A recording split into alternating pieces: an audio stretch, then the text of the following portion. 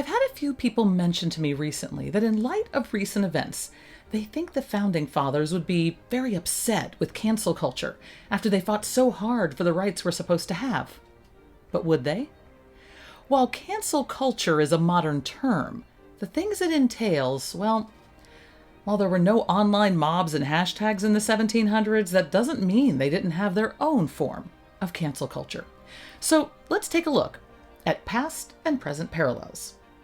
What was cancel culture in the Revolutionary War era? Well, first, there's something you still see today: boycotts. You might remember this little get-together at a harbor, that Boston Tea Party. That was kind of the poster-perfect moment. It was a massive boycott of British goods. The colonists had already been boycotting certain British goods before that as a protest against various taxes. But they didn't stop with the tea dump and individual boycotts. Then colonial committees of correspondence started creating blacklists of merchants who were still bringing in and selling British goods. Newspapers printed their names and called them traitors. In 1769, the Boston Gazette blasted one merchant as, and I quote, "a wretch unworthy of the least notice unless it be of public resentment." That man's business collapsed within months.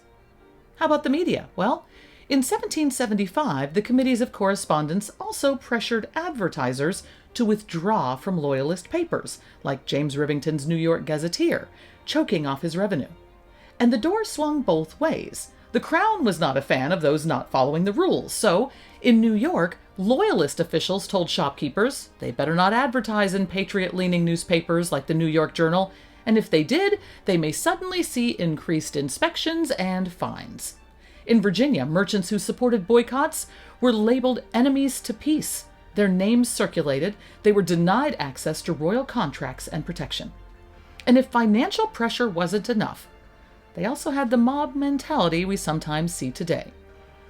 Let's look again at James Rivington, who was believed to be a loyalist with his print shop. In November of 1775, a mob of Connecticut soldiers stormed into his New York shop. They smashed the press, scattered the type. They even melted his lead type into musket balls. Rivington wrote bitterly that he had been, quote, "robbed of everything but life." In Boston, the Boston Chronicle shut down after those loyalist printers were harassed, their windows broken, and their writers threatened. And again, the other side did the same thing. In New Jersey, patriot assemblies said that crowds of loyalists would surround taverns, threatening to whip or stone men who signed patriot petitions. In North Carolina, loyalist militias intimidated patriot sympathizers, forcing them to publicly swear loyalty to the king or leave the colony. And how about a little public shaming? Well, patriot committees of safety forced accused loyalists to sign public confessions saying things like, "I do hereby sincerely ask forgiveness of all my countrymen for my late conduct and promise never again to oppose the measures of this people." If they didn't, they would be exiled and their property seized. In Boston, loyalist officers forced captured patriots to publicly toast the king and drink to Parliament's authority. In New York, one patriot diary said, "We were called enemies of government, villains, and were nearly stoned in the street." And if words and threats didn't do the trick, it often turned to violence. Tar and feathering remains one of the most infamous forms of patriot violence. Victims were stripped, coated in tar, rolled in feathers, and paraded before jeering crowds.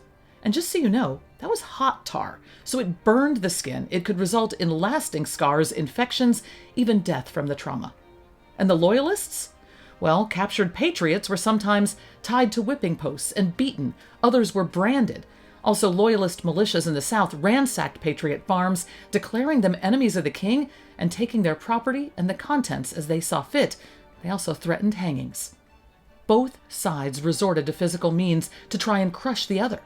At the end of the day, both sides thought that liberty was for themselves, but not for their enemies. Samuel Adams defended patriot suppression this way: "Our liberties must at all hazards be supported. We have a right to them, and if we have not the courage to defend them, we shall deserve to lose them." To him, silencing loyalists wasn't tyranny, it was survival.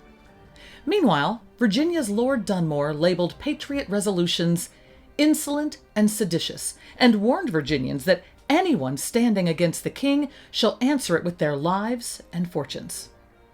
Both sides saw their censorship not as oppression, but as protection. The cost of cancel culture in 1775 was personal and devastating. Merchants lost livelihoods after being blacklisted.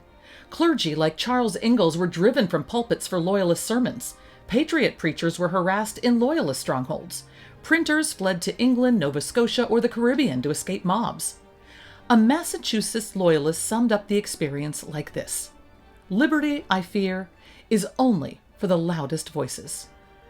And the parallels to today are striking. Then, threats starved loyalist papers. Now, sponsors withdraw from controversial figures. Then, soldiers stormed Rivington's shop. Now, online mobs flood a business with negative reviews or release personal information of people they disagree with. Then, towns forced loyalists to apologize. Now, apology videos flood social media. Different tools, same instinct. Silence the voices we despise. So, friends, cancel culture is not a 21st century invention. In 1775, both patriots and loyalists canceled their enemies. Patriots called it defending liberty, loyalists called it preserving order. Each side thought it was justified. Each side silenced voices that threatened their cause. So it seems, 250 years later, the more things change, the more they stay the same. Thanks for watching. Your support helps this channel grow, so please like, comment, and subscribe to be part of the journey.